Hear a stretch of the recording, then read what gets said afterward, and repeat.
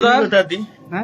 होली के भी आ रहल बा सॉन्ग। होली भी आ रहल बा, एगो होली आइलो बा, माहौल बनता धीरे धीरे होली के। तो एक से एक और बनल बा होली, और होली भी आवता। रोमिंग में शरीर बा 2 आ रहल बा तुरंत।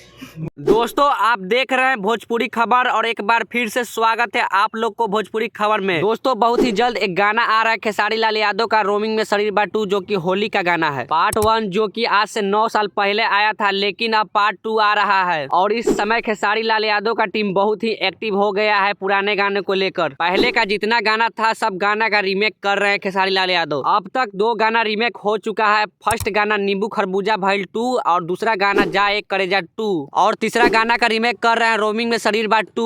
और 3 से 4 दिन के अंदर रोमिंग में शरीर बा 2 इसका पोस्टर भी शायद आने वाला है। और इस गाने को किसने लिखा है इसे जानने से पहले वीडियो को लाइक करके चैनल को सब्सक्राइब जरूर करें। और इस गाना को गाए हैं हमारे ट्रेंडिंग स्टार खेसारी लाल यादव और शिल्पी राज की आवाज में। और इस गाना को लिखे हैं कृष्णा बेदर्दी, और म्यूजिक दिए आर्या शर्मा। और इस गाना को बेस्ट भोजपुरी यूट्यूब चैनल पर रिलीज किया जा सकता है, लेकिन अभी तक कंफर्म नहीं हो पाया कि इस गाना को बेस्ट भोजपुरी यूट्यूब चैनल पर रिलीज किया जाएगा। वैसे जा एक कर्जा 2 2 दिन पहले रिलीज हो चुका है। गाना बहुत ही लाजवाब और शानदार है, और गाना पर अच्छा रिस्पांस भी आ रहा है। 1 महीना के अंदर ये भी गाना 100 मिलियन पार हो जाएगा। और इसी के साथ इस वीडियो को यहीं समाप्त करते हैं। वैसे इस गाने के बारे में क्या कहना चाहते हैं नीचे कमेंट बॉक्स में अपना राय बताएं। तब तक के लिए बाय, मिलते हैं नेक्स्ट वीडियो के साथ। जय हिंद, जय भारत, जय भोजपुरी।